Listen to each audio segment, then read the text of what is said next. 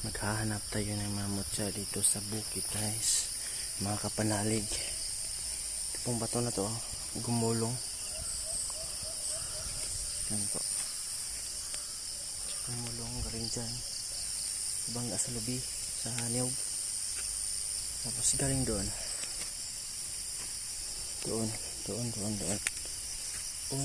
sa taas, talaga sa taas dyan,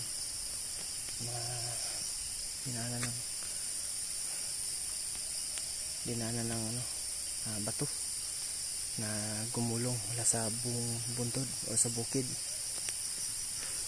Saan? Malayo ito. Buti nga hindi tumuloy sa yung lutuan ng kopra, kasi kapag tuloy wasak yan.